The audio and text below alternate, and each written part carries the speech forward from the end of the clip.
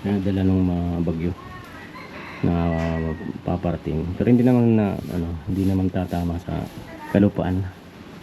Siguro pag okay na yung panahon, baka magpatuloy na ng continuation ng new project. Dumadapa siya sa simento. Pero bakit ganun? Sumarapasan. Oo. So sabi kong crusher. So giniling na ba?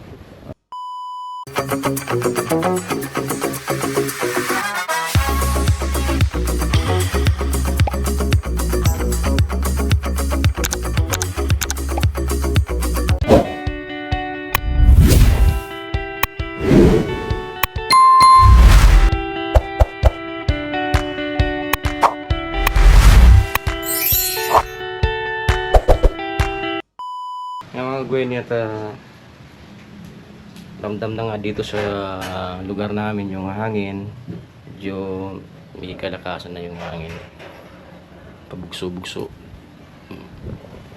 Yan. Dala ng mga bagyo na paparating. Pero hindi naman na hindi naman tatama sa kalupaan. Kaya lang masyadong malawak yung sakop niyang hangin. Masyado siyang malaki.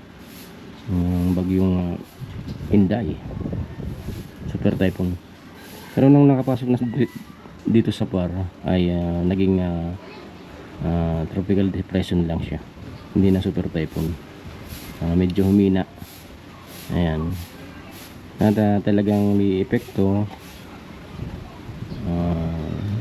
Ito lang, ganyan lang, hangin, babugso-bugso, at tapos pag may scattered rain showers. Yan, wala namang thunderstorm, rain showers lang, tapos yung pabugso-bugsong hangin. Yan, yun ang mararanasan natin simula ngayon hanggang bukas, Biyernes. Kasi bukas medyo lalapit sa parting Northern Luzon, tapos magkukurba na siya patas puntang Taiwan at Japan. Ayun. At kanina nga ay nag-deliver na yung in-order na hollow blocks, at nalaman kong tumaas na pala yung presyo ng hollow blocks. Kasi sabi nung gumagawa ay mahal na, masyadong mahal na yung yung buhangin. At yung ginagamit na nga niya ay yung crusher, parang yung bato, graba. Yun ang ginagawa niyang hollow blocks. Ginigiling muna yung bato, siyempre may kasamang buhangin, at yun ang ginagawang hollow blocks. Kaya masyadong quality naman yung paggawa. Yung output ng hollow blocks matibay. Kahit basa pa nga hindi kagaya ng ibang hollow blocks na hawakan mo lang ay titipak na. Yun, hindi talagang matibay. Kaya okay naman yung tinasa ng presyo.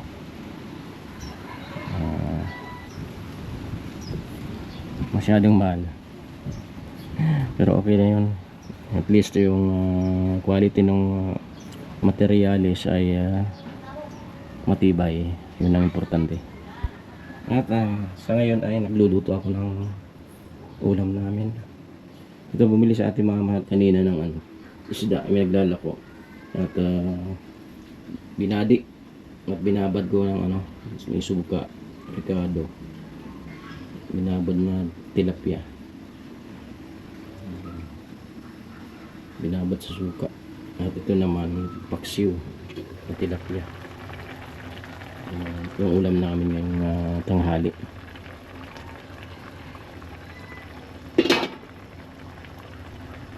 Mamaya akyat tayo dun sa boulevard para makita natin yung dinideliver na hollow blocks. Siguro pag okay na yung panahon, baka magpatuloy na ng continuation ng new project. Salamat sa buting sponsor natin na talagang all the way yung suporta yung sa new project yan, sa amin, si Gwen. Maraming salamat po. Talagang ano, wala akong masabi, talaga napakabait po.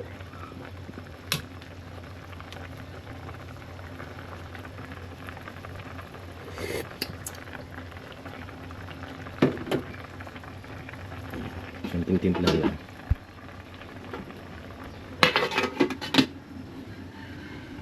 Pili sa ano pagkain. Yung ginawang lumpia, yung ayun, na timpla ko na yung babalot na lumpia. Nagbawas dun ng ano, giniling na karne, kaming baboy para kay susi. Kasi ano, masyadong mapili sa pagkain. Yung kinain naman niya, pinakuluan yung karne, ano lang, konting asin lang, ayun, at kinain niya. Masarap ang dish. Kasi pag ano, dito siya sa labas, nagaganyan, ano pag mainit yung ano, semento, dumadapa siya sa semento. Ano kung bakit ganun.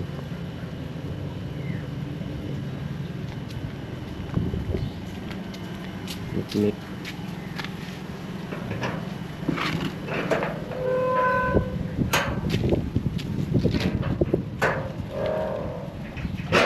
Yata yun. Last na. Takot.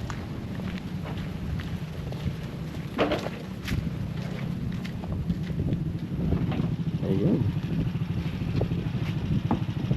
Last na harot ng ano, hollow blocks. Yan yung may-ari ng paggawa ng hollow blocks. Yung gumagawa, siya din yung nagdi-deliver.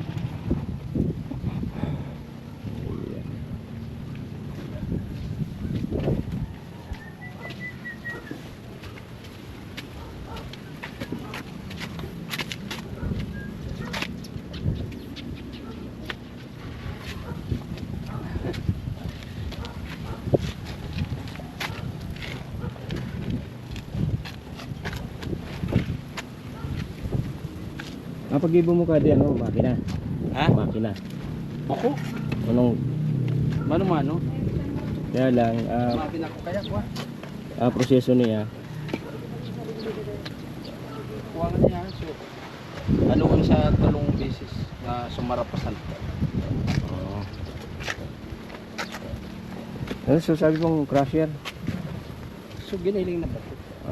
Imbis na basod, bato.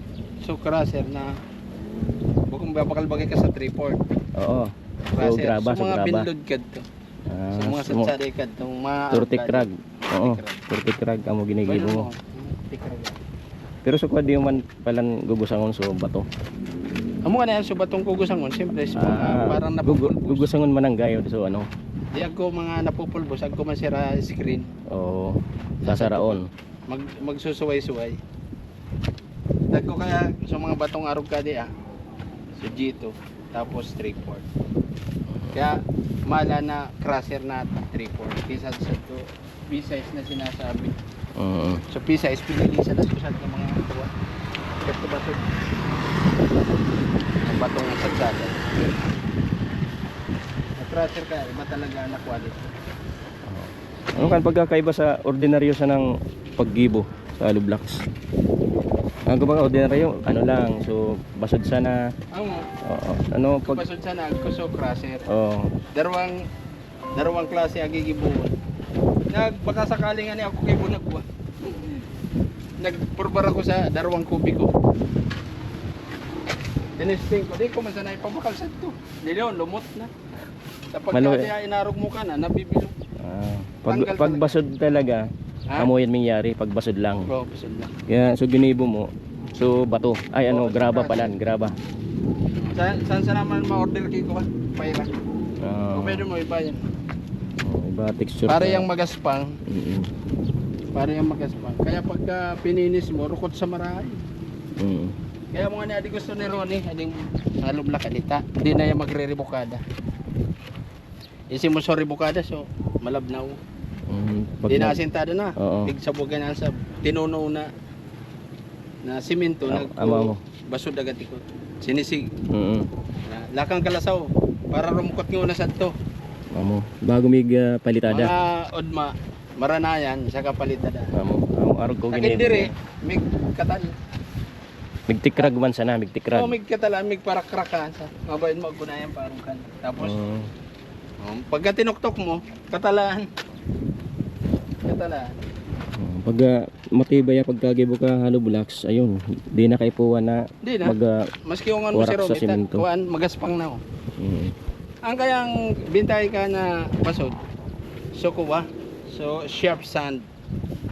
Matarum, sharp sand. Ibig sabihin ko so mga galing sa crusher ta pagka pinusa matarum. Oh, amo mo. Pero sa mga basod na ordinary, mga bilugan, minsan makinis pa. Na maloy talaga yan. Diyan pwede sa baloy, maray sa kudal. Pangkudal pwede yan. Pero sa baloy, depende sa nagtitipid kayo sa mga. Kung kulang sa budget, pwede na. Ay, Kaya lang ang problema. pariyuman sa May problema naman sa napagabot ka oras. Salig para tipak, may crack so. problema ka, so baloy mo, Oo.